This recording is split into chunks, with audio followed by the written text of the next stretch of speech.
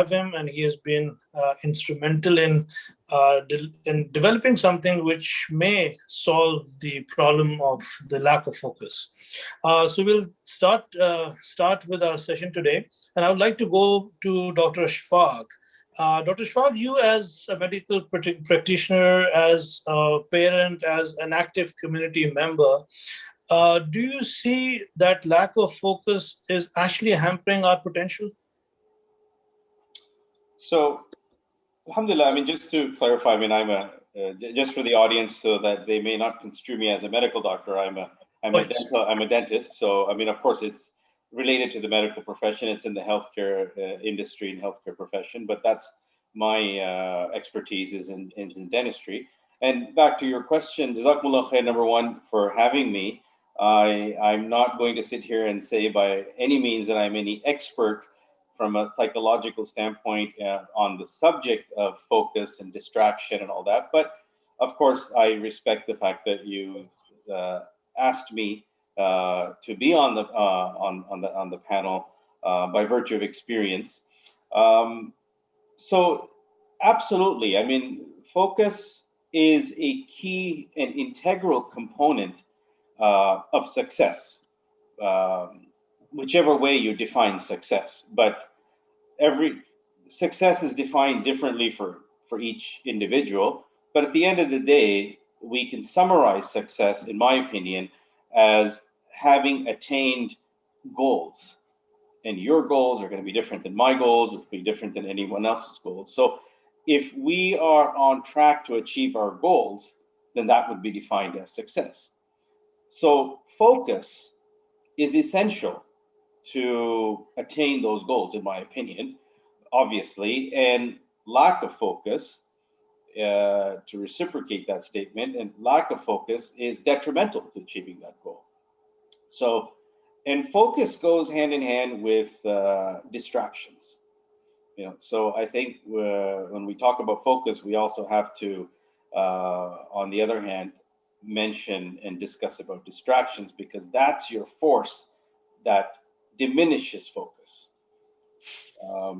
And in my opinion, I think that's what we're dealing with right now. Focus is an entity on its own, but it's the magnitude and the increase of amount of distraction, or the intensity of distraction, that we as individuals face in today's society, in today's life, which is bombarded with data, and especially for our youth.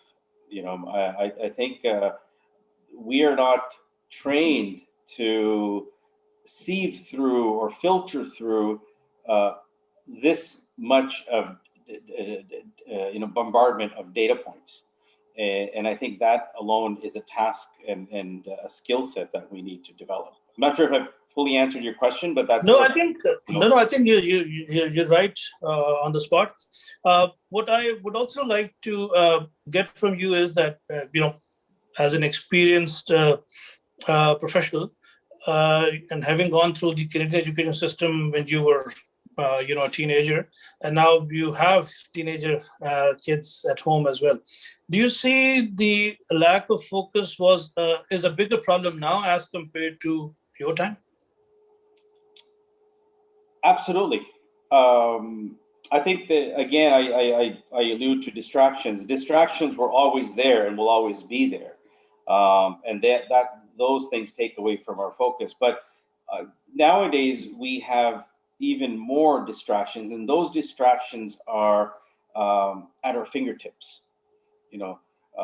Distractions in the past may not necessarily have been at our fingertips, and sometimes we would have to make an effort to be distracted. But now distraction is right in front of us. It's constantly bombarding us. So I think that is a challenge that the youth are facing these days.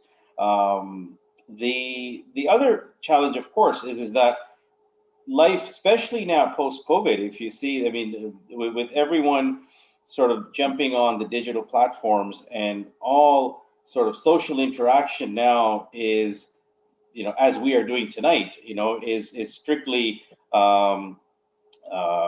based on digital platforms. The level of distraction or the potential to be distracted has significantly increased.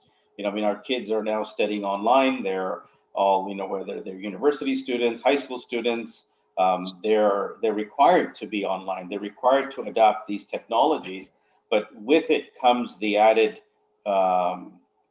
factor of distraction, and hence the lack of focus. So absolutely, I think they are. And there's one point I'd like to mention. I mean, if you study the psychology of distraction, even at the bare basic level, you'll realize is that it's a competitive phenomena. And what I mean by that is things compete to get your attention. Mm-hmm. So if a child is studying or an adult is studying, there are factors of distraction around you, but now they are more competitive.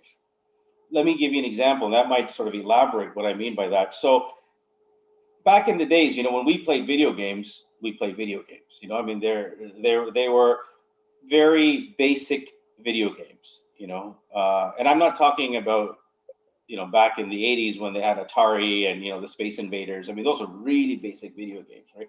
But I mean, even back, fast forward into the 90s, you have video games that were, mildly utilizing the powers of psychology. Right? Now they are very heavily tapping into the psychology of the gamers, right? So they are designed. I mean, there's thousands and millions of dollars that are being pumped into the research into the gaming industry just to figure out this and study the psychology of the mind, and how to captivate and outcompete other distractions, right? And that technology is what's scary, because that's what's rapidly, it's spreading like an epidemic. It's rapidly engaging itself into many different fields where that very basic gaming technology and psychology is being utilized. And to me, that's scary, because that's what is going to enhance and increase this distractive phenomena that we're all talking about tonight. No, very good, very nice input, Dr. Ishfaq. Let me change gears and go to Basim. Basim, based on the recent activity that you've been involved in, you've been trying to develop something to provide a solution for the problem that Dr. Ishfaq so eloquently described. So, what is the problem that you see, and what is that you've done to solve that? Yes, Assalamu alaikum wa rahmatullahi wa barakatuh. Bismillah ar-Rahman ar-Rahim. First of all, Jazakallah khair, Shahbaz Syed and KMA for giving us the opportunity to talk about this important issue. And as Dr. Mashallah, elaborated and explained and really, in a really good layman terms, and to help us all understand the issue. And so I'll jump on basically, first of all, why we started working on solving the solution. And I also want to kind of touch on the gravity of this situation and how bigger this problem is. Now, there's a lot of talk about COVID-19, about pandemic, which is obviously important at this point in time, because this is impacting a lot of lives and livelihood and jobs and so on and so forth. However, there are issues that for business reasons, a lot of industries and businesses, they don't talk about, and which is exactly what Dr. elaborated on, is the issue of depriving people of their attention. Because there are businesses, and their business model is to make money on our attention and at our time, right? So this is another problem that's actually a much bigger problem that has started for, I would say, I think it's been a good 15-20 years since the start of the internet age. And then obviously internet didn't introduce this problem. What introduced this problem is the nature of how business operate on internet.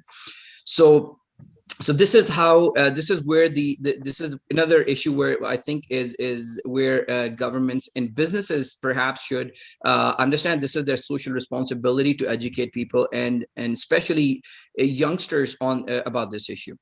Now, why we are trying to solve this problem? So when this pandemic hit last year in March, when we started working from home, and I was no different. I was working from home, and on the other room in the other room, what I saw is my boys studying, and I noticed was that although they were trying their best to study online, but they had these distractions all around them.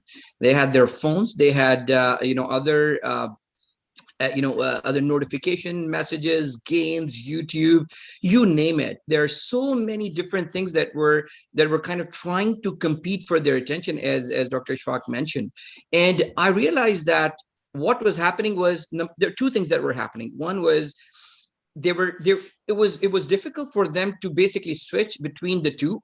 I mean, I could see that it was difficult, but they think that it's normal. They think that they can multitask and do this because they don't understand yet the long-term effects of this attention deficit. And the second thing was it's long-term effects, which is basically the way our brains are designed is it's the way we start training our brains. This is how they start making decisions down the road. To give you an example, if we start training our mind to stay focused on a task in hand and continue to try to solve that problem for a longer period of time, this is how the brain is going to develop itself because it's a muscle. It's going to train itself to do that.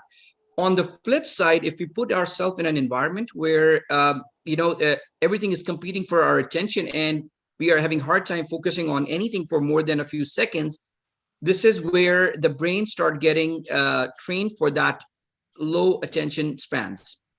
And this basically leads to academic performance issues. This actually leads to performance issues when you're in your work life. So while seeing that, I realized that there has to be a solution. There has to be something that actually make these kids and even ourselves self-aware of how our digital behavior is developing and how our day unfolded and how our weeks and months are unfolding before it's already too late, before we see the scorecard and we see that, okay, so this in this semester you didn't do the child didn't do so well, and then when we sit down and talk and then we perhaps realize that child was so busy with so many different things, they were not able to really focus and study the way they should have done. So that was the actual the event that actually triggered this for us to take an action and build a solution that we are building now. And we recently took part in Invest Ottawa pitch competition, and alhamdulillah we were chosen as crowd favorite, and this give us some motivation that this is a problem that needs to be solved.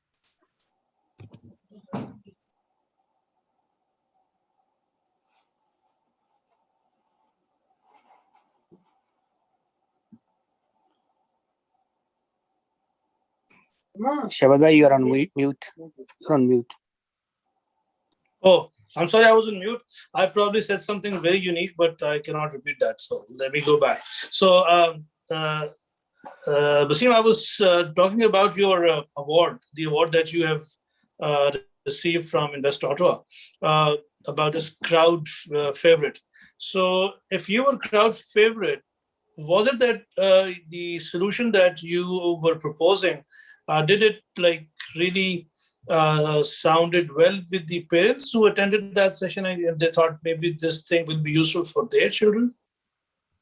So there are two things to that, to the Shahbaz. One was, of course, the message and the problem that we are trying to solve, right? And the second thing was the actual pitch itself, right? The way we delivered the pitch, perhaps it kind of, struck the chord and the audience liked it, right? So that's perhaps, and subhanAllah, and it's not something that we could do. It's just, Allah has been, subhanahu wa ta'ala has been really kind, and this is how.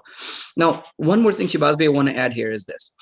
Every single management book that I have ever, gone through or read, there's one thing that I came across, which was common across all these business books, was this. if you talk to anyone or read any book in business or management, and they talk about the power of focus and one's ability to have this laser type focus on a task in hand, and this is considered and classified as one of the key attributes and characteristics of success. Now, the challenge is in our school systems and in our general settings, this is not talked about as a problem that kids and adults alike needs to be cognizant and make sure that that they have this always in the back of their mind, that if I'm studying or if I'm working or if I'm trying to solve a problem, what needs to happen is I need to understand that I need to focus on the task at hand for a certain period of time, so that we are able to solve that problem, right? Or at least, because what is also happening is this, because of this attention deficit, what we we realize, and we did some research, we came across a term, and it's called shallow learning. What is happening is children are basically, they're studying, but what the way they're studying is it's very shallow, and it does not really allow them to really connect to the subject or the topic at hand in a way that it get ingrained in their mind for a long-term memory. It's there for that semester, and they get done and they get through it, and down the road there's a possibility that may not be able to recall, just because the way they studied at that time was was shallow, right? There's another great book written on the subject. It's called Deep Work, and the premise is exactly the same as the ability to deliver deep or shallow work in terms of quality.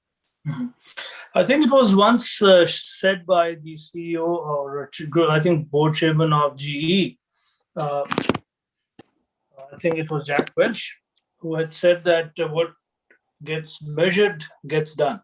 So, like, I think if I'm getting your product concept clearly, so what you are helping is you're helping the children measure the activities that they're doing on their education side, and they're helping the children discipline themselves. Is it more of that solution, or is it some kind of fear that children may have, that somebody is kind of watching over their shoulders what they're doing over that? How do you address that? Yeah. So in terms of product, or in terms of the way we are trying to solve this, is very simple. The reason we are parents is because there is a responsibility that is on our shoulders for the development and education of our children, right? And which means that we need to either sit down with them or help them understand, measure and monitor them throughout their years of growth, and basically help them understand and navigate through these difficult times, right? Now, given the situation and given the economy and the limitations of parents, perhaps they're both working parents or otherwise, it's not possible. It's not practical to really just spend all this time sitting down with kids and basically see how they spend their digital time, right? So the idea is to be able to, first of all, make children self-aware of what they do throughout the day. Because as you rightly said, you cannot drive a vehicle looking in a back mirror, right? You have to have a speedometer. You need to have these things so that that you have finger on the pulse and you see how my time is being spent. Now, one concept that kids also needs to understand, and it's often overlooked, is that this time that we are spending is never going to come back. This is gone. So either someone has made money on our time and attention, or we take control of our time and we educate our children that we need to take control of our time, and either to obviously improve ourselves by education, or even sports, or even whatever we are doing, that we just need to make sure that we understand that we are spending our time on something that is important, number one. And we also need to understand and educate them through this solution, perhaps, is that during the day I had, let's say, 20 tasks that I did, right? And each task was basically completely different from the first one, which means that my attention was split between subjects that were not even related. You see what I'm saying? So if I'm trying to, let's say, study or learn a math concept, and I jump onto a music video, and then I jump onto a gaming video, and then I come back to math, In technical term, what it calls is whenever you switch from one thing to the other, it's called attention residue. So you leave some of your attention in the previous subject when you go to the next one, and it takes some time to get your attention back and to get that concept and get brain to start learning. And while you start learning, when just at that moment when you start to learn, your brain basically asks you to go to the next thing, right? So we are living in this age where information is bombarded from all over the place, social media, your gaming, your friends, and so on and so forth. So to answer your question, yes, we allow children and parents understand and measure their digital behavior through using categories, activities, and so on and so forth. Great. No, thank you. Seems very interesting, as a concept. I'll come back to you on your solution that you've developed. But let me go back to Dr. Ashfaq again. Dr. Ashfaq, you are an entrepreneur as well. In your business side, you employ, good quality people, good quality human resource. Do you think lack of focus is also affecting your staff? As a business owner, do you see lack of focus is prevalent in your staff as well? Jazakallah khair for asking that question, and I was waiting for that question because the answer is obvious. 110%, absolutely yes. This has been a uphill battle for the last couple of years. And obviously, you're right. I mean, we rely a lot on good quality staff. And unfortunately, the reality is that skill set of people, and I speak for our profession, our industry, but I think it's kind of across the board in many professions. That skill set of expertise in many areas is declining and is dropping. And you've hit the nail on the head. Basically, it does come down to these basic core principles of focus and distraction. I found, I can't tell you how many times I've had to write up staff, and have given them sort of notifications and ultimatums, because of that very reason. It's true. I mean, and the biggest problem is this, is this device, because it's portable, it's at your fingertips, and small errors get magnified into larger errors. And yes, I mean, at the end of the day, yes, we operate a healthcare business and healthcare enterprise, but like many businesses, I mean, there's procedures and protocols. There's sort of an assembly line aspect to a business. There's the human component. There's the interaction. And at the end of the day, I mean, it's a surgical skill, task-oriented practice. So people need to be focused on what they're doing. And when you have these items of distractions in their back pockets, for sure, I mean, it's a big deal breaker. Like we've gone through a lot of scenarios where things could have been better and things that get missed, and it's all focus. And unfortunately, the problem is that people just don't get it. I mean, I've had to take their phones away, but it is an addiction. I mean, this is the bottom line. This is what we've realized, and this is in multiple meetings, we've addressed it. But the situation, it's like a spring. You rebound, it goes back. It came to a point where I've actually told my staff that once we had a staff member, we addressed it, and then someone tried to get really smart, and then we got rid of the phones. But then came the watches, that had the notifications, right? So then every few minutes they're looking at their text messages, right? So you can't, unless it comes from within. We live in a society where it's got to come from within. Like the olden days of sort of cracking the whip. It just doesn't work as well, right? So we've had to. It's either it's either fear or hope. It's either a punishment or reward, and you have to balance the two. So I've had to put a penalty on anytime someone gets caught with a cell phone during working hours. I mean, you owe me $20, right? So at the end of the day, I mean, people were like, okay, we're going to end up paying you at the end of the day as opposed to me paying them. So I'm just telling you know, a bit of an example, but no, absolutely. And if I can add to that, I mean, you know, the focus is, in my opinion, and from my experience, you know, focus is a learned behavior. And this is kind of where we bring children into it and how it ties in with learning in terms of kids. Yeah, and you know, and I'm sure if we had educators on this panel, you know, or teachers, you know, they would concur and they would validate the fact that these models of memory, you know, are trained models, and we learn this behavior and from a young age, and you know, children who start memorizing the Holy Quran, you know, from a young age. I mean, these models are ingrained and instilled in them, and they learn to avoid distractions and they learn to focus. And I think the average child, you know, is not getting that these days. And back to sort of business. Yeah, I mean, it does affect a simple thing of lack of focus on one individual. It does affect team morale. It affects the functioning of an entire office. So these are all repercussions, you know, that we have to work with Yeah. to ensure that our business environments are, you know, are productive, they're efficient, and they're customer oriented, right, or patient oriented. Yeah. And all that goes, you know, gets diluted when it's not.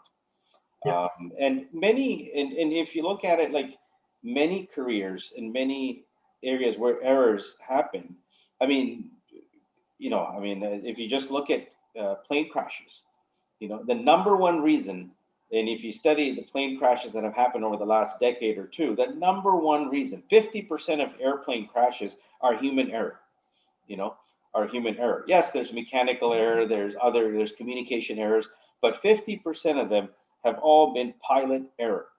And and if you study it in more depth, you'll realize that it's not just it's basically error due to complacency and an over reliance on automation and autopilot. You know, it's an over reliance. So when something malfunctions, the very basics tasks that we've learned, pilots forget that. You know, it gets forgotten. Why? Because they haven't been utilizing that. You know, and when an emergency arises, you know, a simple thing as when you're at an altitude of 30,000 feet and dropping, instead of, you know, logic will say pitch the nose up, and that's what these pilots do. Whereas you're supposed to pitch it down and gain speed, and so you can gain that lift again, right? But even non-pilots understand that this is a basic aerodynamics principle. But in the heat of the moment, many pilots forget that that basic concept because they've been so reliant on the autopilot mechanism. So Mhm. so just to can I just give it I deviated a little bit to give an example, but that No, that applies, was it's yeah. across the board in all industries, right? I mean, so you know, in surgery, I mean, everything requires focus, and that learned. Not only do you need to learn focus, but you got to maintain that learning throughout adulthood and throughout your careers, and not get complacent on technology too. Well, I think that's a very comprehensive response. What I think is that not only in procedure-oriented businesses, but even for businesses or jobs which are, let's say, less procedure or process-oriented, but let's say more to do with IT, let's say desk jobs or whatever. So, Basim, the solution that you are developing, and I think you already have developed the beta version of that. Maybe you can elaborate on that too. But I wanted to ask you that lack of focus, as Dr. Schwab also alluded to, is not only a problem for the children, but it is also a problem for the professionals. So will your tool be able to touch or address that part of the problem? Yeah. So first of all, Jazakallah khair, Dr. Sab, mashallah, it seems like you have more hands-on and more in-depth knowledge of lack of focus and distractions than than us, and then maybe we can tap into your knowledge as well. So to answer Shahbaz your question, yes, it's a very big problem when it comes to professional setting. Now, what is happening if you just Google it? If you just Google it, how for on an average, how long an employee spend on actual work during the day, and you'll be surprised to see the numbers vary between 4 and 6 hours. 6 hours is basically where you have a top performer. You'd say this person is my best employee, and that person perhaps would be someone who's spending 6 hours, getting the work done. More often than not, the employees are basically spending anywhere between 2 and 4 hours in actual productive work, right? And the whole environment in the business is basically contributing to that problem, which is basically the first of all, the culture, the actual business, the business practices within an organization. So, for example, there are organizations where it's promoted that you check your email 3 times a day, and then you don't have to answer the email immediately. You have to first get your work done, that a task at hand, and then you can respond to emails. However, in most organizations, it's not the case. You have to get to things immediately after reply. So that's a culture thing. So now, in the same tone, what I want to do is I want to touch on very important aspect of our community and the parents and student and parent and children relationship is this. In our culture and in many culture, the problem is there's a lot of focus on results. And results is you need to have either get an A+, or you need to have a certain percentage. The GPA needs to be in certain range, and so on and so forth. So that's usually is our yardstick, and this is what we try to force our children to achieve. The problem is very rarely we sit down and see the environment that they're operating in. And the environment, when I'm talking about this environment of distraction. On one side, what we expect children to do is to achieve great result and pass with flying colors. On the other hand, we are not giving them the environment that actually supports this. On a flip side, what we're giving them is the environment that is full of distraction, which is full of these traps where when they start watching a Khan Academy video for a math problem, and they end up in this whirlwind where they end up watching videos, some other top videos for about an hour or so, and before they know, hour or two is already gone, right?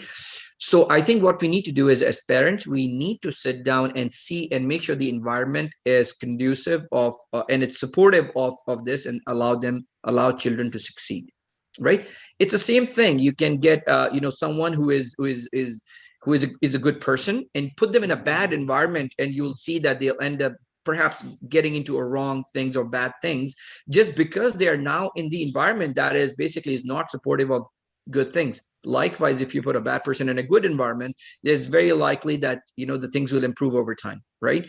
So one thing the parents need to understand is, and this is the reason why the product, the solution that we are trying to build is exactly this. It basically help parents understand what is actually happening in kids digital I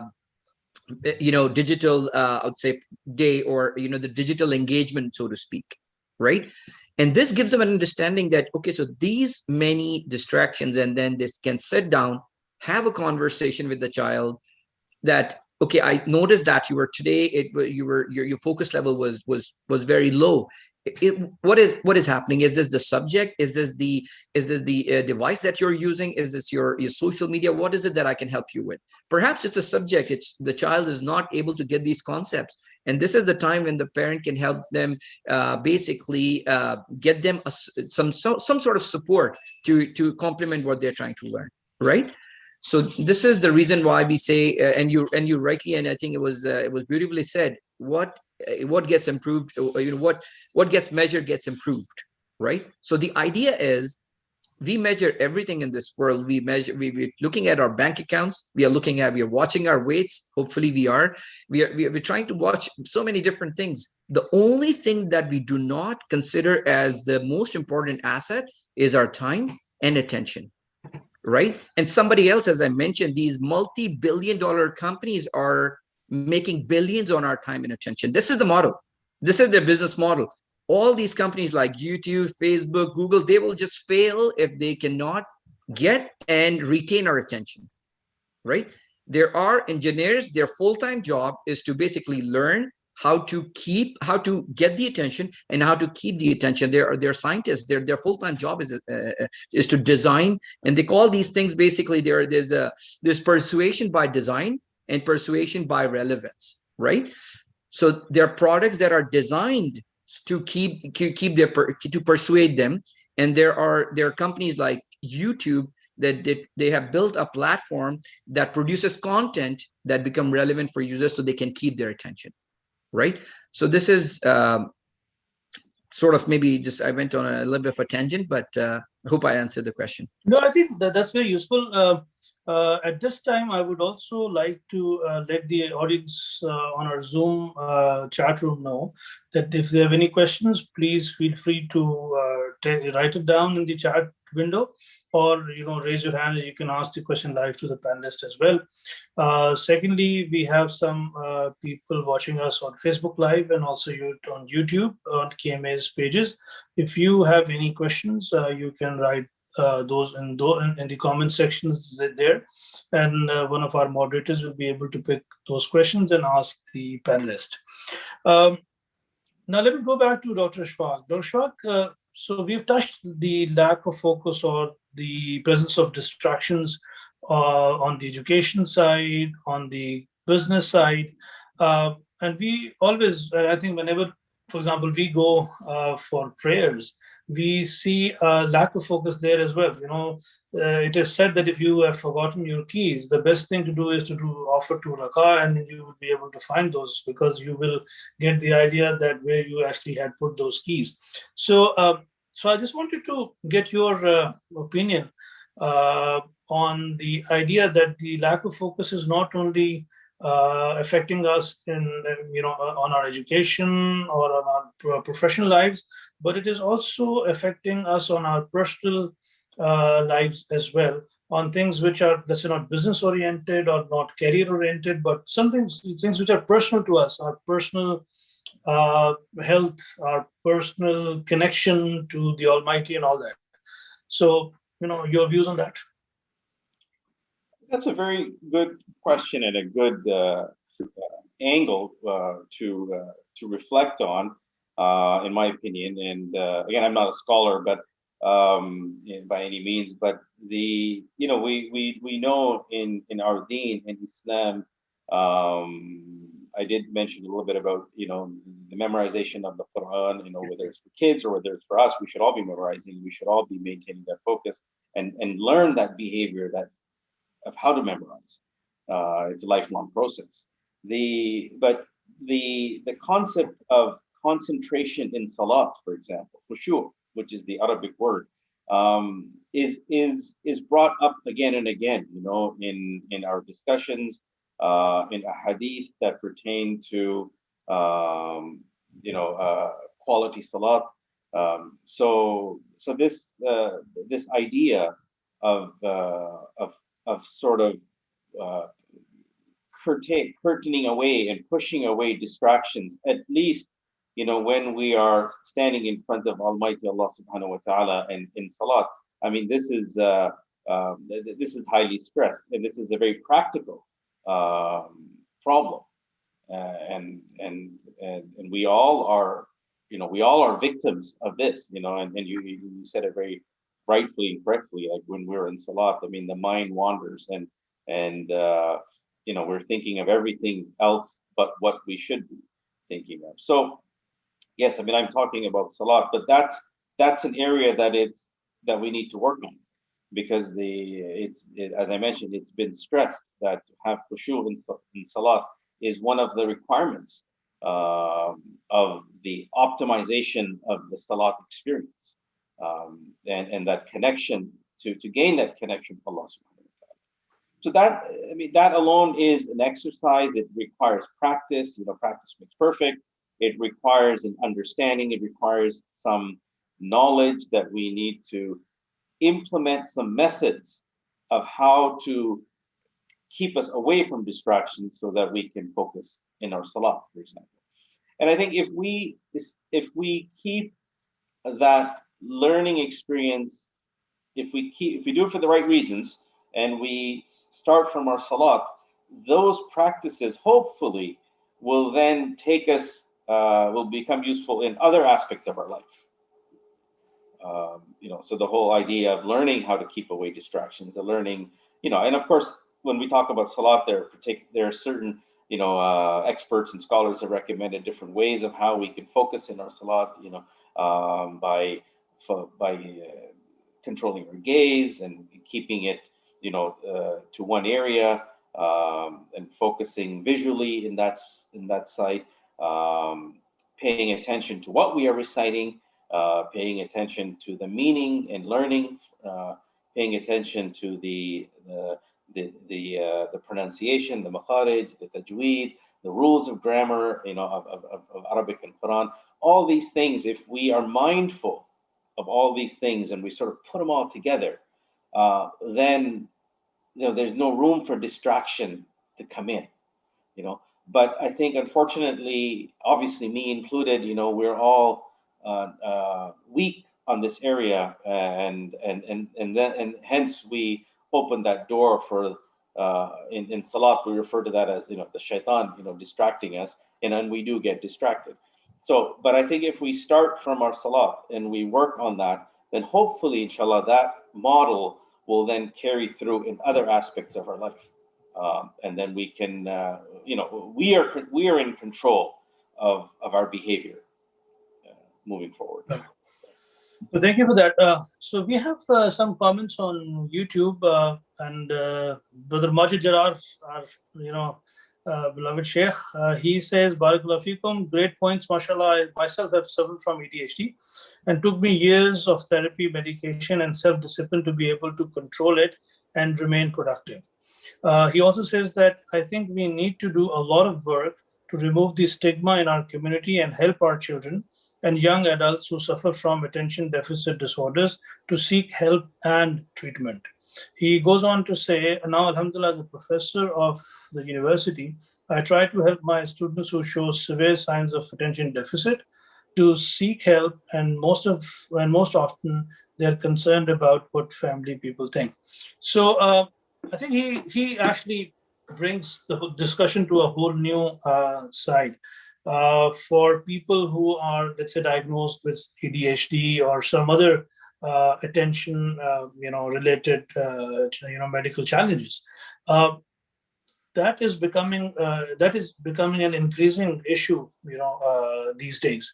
So if we have students and children in our community, in our families, who are already have a challenge in their attention spans, and then with this complex world that they are operating with, so many distortions and distractions, as Dr. Ashfaq also elaborated, from digital to all gaming and whatnot. So if we have those special people within our families and communities, how can we help them, that they're not stigmatized, one, and secondly, what can we do to support them? Yeah, I can take this if you don't mind. So first of all, Shahbaz, so while we are doing our research and while we are building this product, we are coming across many different aspects of attention deficit, and one of the issue is that the, ADHD or ADD is a it's sometimes it's genetic, right? It can happen, or it can be in a person as a condition from a very early stage. However, there are studies that shows that this attention deficit also is a result of our daily behavior, daily usage of technology and usage or of different other things. For example, are your cell phone, iPods, media, newspaper, magazines. It could be anything. And as I mentioned early on, the more we continue to behave in a very specific manner, the worse it becomes over a period of time, right? And as Brother Majid Jarar mentioned in his comment, this is true. There are two things that happen. One is either the person is not even aware that he or she has attention deficit disorder, or even if they understand it, it's considered as a stigma in our society, perhaps, where it's not easy to come up with this, come out and say that, you know what, I had this problem. That's okay, right? And I let me find help, right? So you're right. This is an output of how we actually spend our day in and out. There's this a book I came across. It's by Dr. Richard Restak, and the book's name is How Modern Age is Rewiring Your Brain. And it basically, it makes a very powerful statement. It says that we are, as human, we are now at a point, at a breaking point, where we probably will, lose our ability to focus due to overstimulation. So what's happening is, whenever we get distracted, it basically, dopamine as a chemical, it gets generated in our brain, and this is the same chemical that is generated when someone smokes or plays a lottery, or plays something that is that creates some sort of stimulation, right? This is the exact same chemical that releases when we divert our attention to something new, if it's a pop-up on our screen, if it's a notification, or whatever it may be. So this overdose of dopamine is the issue that is causing and adding to the situation, right? And the second is, I think we need to have these conversations more and more in community. Is, if there is attention issues, then we should have the resources, we should have the support structure, we should be able to reach out to them and have these conversations. And as a matter of fact, Canadian health system help those patients with these conditions. Okay, and so just time check. We are actually at 9:19, and any questions are more than welcome. Now, if I can take a few minutes from you, Basim, to help us understand your product. How does the product work? One, where are you with its development cycle? And secondly, is it launch ready, or has it been launched? How does it look and feel? How can that benefit our parents or children? And is it complicated to use, or is it simple to use? Tell us about your product. Sure. So first of all, it's not a complicated product. It's a simple product. It's designed for parents and students, right? And in our journey, where we are at today, is we are, I would say, not too far from launch. We are right now in the testing phase. We are actually actively recruiting parents and children to start testing the product. So we start getting some feedback. It's a process that we have to go through. We are working with Invest Ottawa in building this further. We are getting a lot of attention from the experts who are in this business, either education or even from the technology point of view. So this is where we are at. So there are three components of basically two components of our product. One is the actual agent that sits on a desktop or a lap, or a laptop, so to speak. Basically, it's the same thing.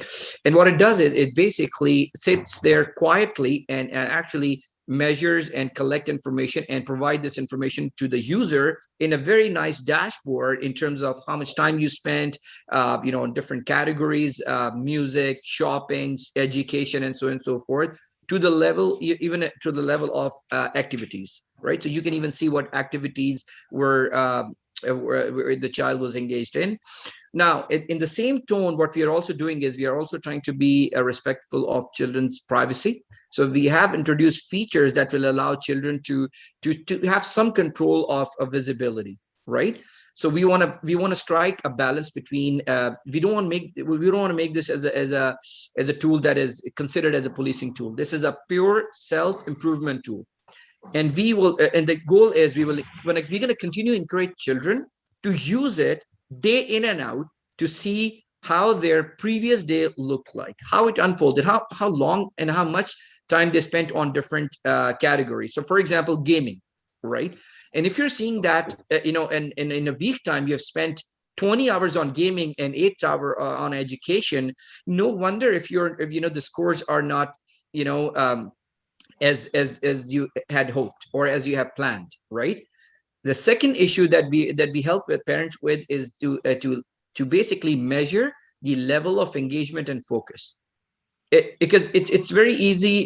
There are many different ways you can measure, but our focus and our the whole existence, the reason why we exist as a company is exactly this. Our mission is to educate people, parents and students on this issue of focus, right? So that when they grow, when they go to when they're in their elementary, high school, university, and even business, and as Dr. Saab mentioned, when you're working, you should have this concept in your mind all this time that I will become what I will focus on. So focus is something that I need to understand, practice, as Dr. Saab mentioned. And Shahbaz, you brought a very unique angle, and it's actually it's important to understand the angle of focus while we are in praying, or when we are standing in front of Allah, right? The same challenge. If you continue to practice attention, you will notice that over a period of time, the salah gets better. The satisfaction that we get out of salah is completely different when you had this prayer that it was engaged with the high level of focus, where you believe that yes, you were standing in front of the majestic Allah subhanahu wa ta'ala, right? Compared to the one that was quick and that was with no attention to what was said, and it was just for the purpose of doing it, right? Huge difference, and the rewards are different as well. Same goes in our education, in our business world. The more engaged and more ingrained we have studied, or we're trying to get some a concept, the better we will do later in life in education. So just to relate these two, I think it was a very good angle, and Dr. Saab really touched it, answered it really, really well.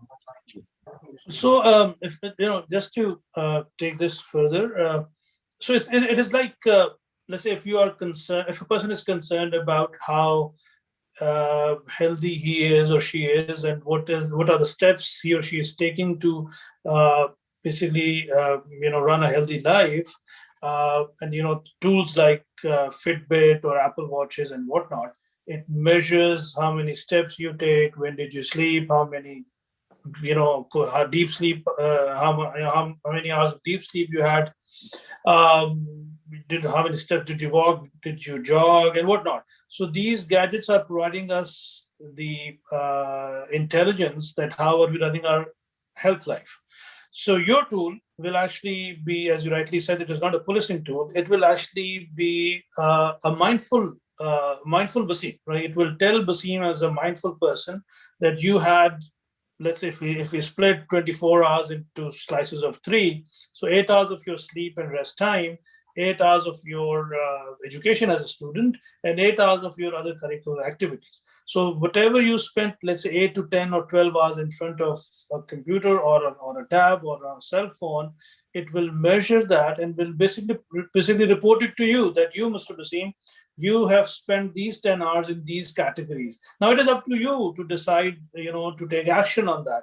It is not as if the system is kind of policing you and then reporting it to someone else. It is actually self-discipline tool, which will help you to optimize your own potential, and maybe make yourself a better person and a better student.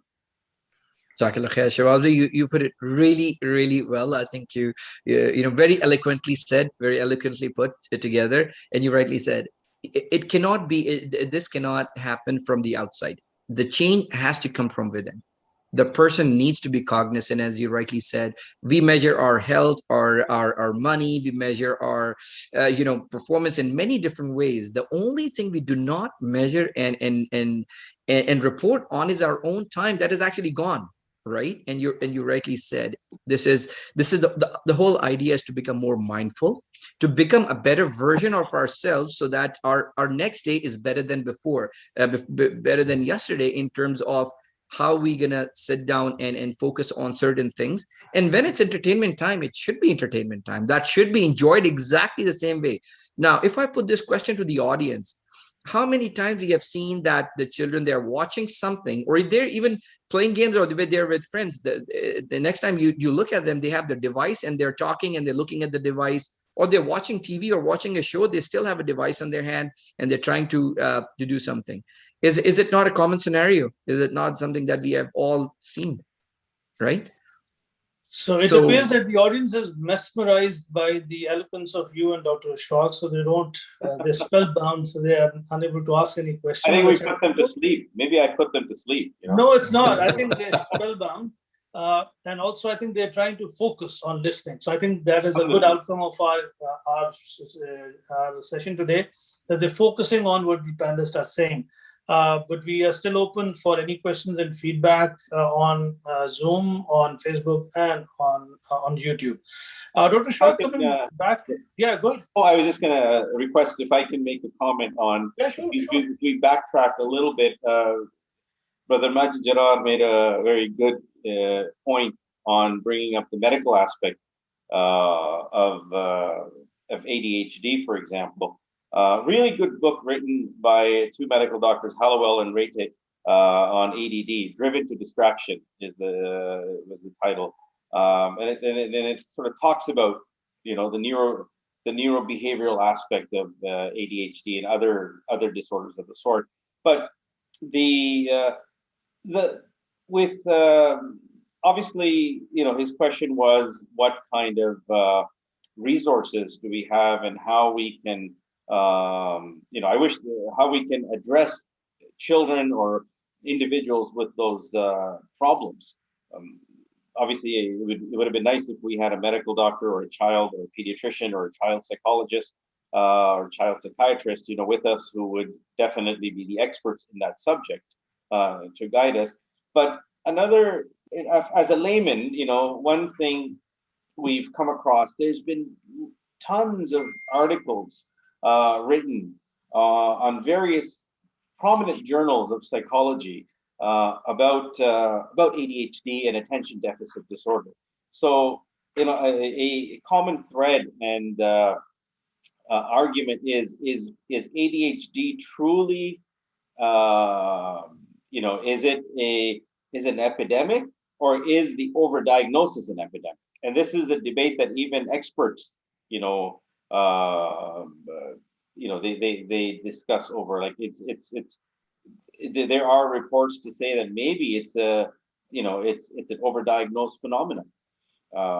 Maybe it's not as prevalent as we think it is, and maybe it's masked by other symptoms and signs that, or are we quick to diagnose someone as ADHD, whereas, maybe the problem is something else, and that I'm just throwing it out there. Like, I'm not, as I said, I'm not an expert in that by any means, but obviously we come across these reports and articles and we read, and it's nice to sort of be in tune with what the debates are out there. Now, if we cycle back to I'm going to use that and sort of cycle back to our comment on focus. In my opinion, one thing also to remember, and we kind of touched on this theme, is that there's different types of focus, right? I mean, there's a task-based focus. So, for example, I don't know, let's say I'm cutting a pineapple, right? So I have to have some level of skill of holding the knife and holding the pineapple, make sure it doesn't slip off the counter. And I have to have some level of focus to be able to slice it properly, and not slice my fingers, while I'm doing it, like in the story that the woman did when Yusuf alayhi salam was there, So we want to make sure that we have that amount of focus on the task. So that's a task-oriented focus. But then there's a bigger focus that we need to have, and I think that's where many of us and many of our youth are missing it. And that bigger focus is the vision, right? So yes, I'm cutting a pineapple, but what's the vision for this? Where is this going? Is this going to be me? Am I preparing a nice dish? Am I preparing a salad? Or, again, I'm using an example, but what's the vision? So I'm taking a course, let's say, in pathology, right? It's an extremely boring subject, So if you talk to medical students, dental students, a lot of students, who take that course in many healthcare fields, they'll say it's a very boring and a dry subject, is to study pathology. But they have to look at the bigger vision. If I don't have this course, what will I lose out? If I have this course, what will I gain? So you kind of have to have that bigger vision in mind to overcome these minor distractions or areas or foci of lack of focus, right? So I think and we started off our conversation tonight by talking about how important is focus for success, right? I think if we study success and the criteria, we'll realize is that there's a bigger component, and that's grit. That's perseverance, and this grit, and that to me, in all my studies and what I've said, that supersedes focus. Why? Because grit is something that if a child, let's take a child for example, or a young adult or teenager, if they have grit, then they will find their own means and mechanisms to eradicate the distractions and build that focus that they need to get to their goal. A lot of times our kids, our youth of today, even working class people, I find they don't have a vision. They're just getting by paycheck to paycheck. They show up to work, I get paid because I show up to work, and then I finish on this time and I go home. But what's your vision in life? What's your vision with your career? I give these lectures all the time. People, I find they're in a career, but they have absolutely no vision as to where they're going to go with this, right? When you don't have a vision, then it's very hard to build grit and perseverance. And when you don't have that, then you don't have focus. And then distraction is commonplace. So to conclude my comment, I think having developing that vision, whether it's a long-term vision or a short-term vision, it's extremely important for adults and for kids to overcome a lot of these issues. Dr. Shahbaz, I think you have eased my task of concluding the session because you've really summarized, it very well. I'm just now getting into the last few minutes of the program. We can probably finish it a little early as there are no questions which have come from the audience. But it tells me that there could be another program where we can bring in educationists and some psychologists who can talk a little more on this. And Basim, if I can request you to maybe, because you're so passionate about this topic, to maybe arrange, by the way, we had two educationists who were supposed to join us, but because of their, I guess, some engagements, they were unable to join us at the last minute. So maybe in the next session of KMA Meet and Tea, Basim can arrange something with those two educationists to talk more about, the focus or success for our youth. Basim, would you like to have, say some final comments before we conclude? I just want to say thank you to KMA and thank you Shahbaz Bey for hosting the program. Always a pleasure to listen to you. Jazakallah khair. Jazakallah khair, Basim, and Jazakallah khair, Dr. Shafaq, for your time. My pleasure. Thank you for having me. Yeah, and thank you very much to audience who joined us on Facebook and YouTube and on Zoom tonight. This is an ongoing series of KMA under the leadership of our great Imam Sikandar.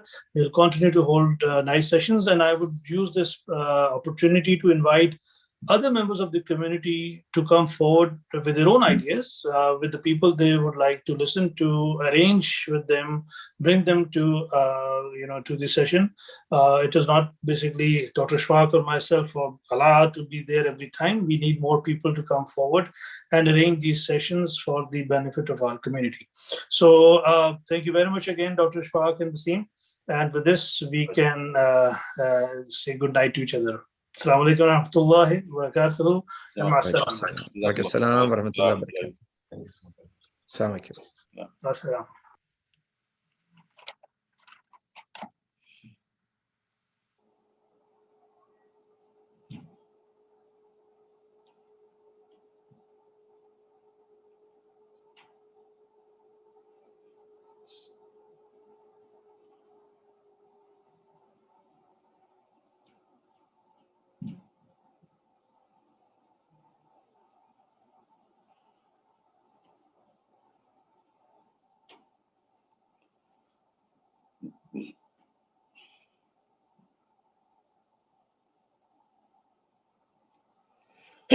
Alhamdulillah.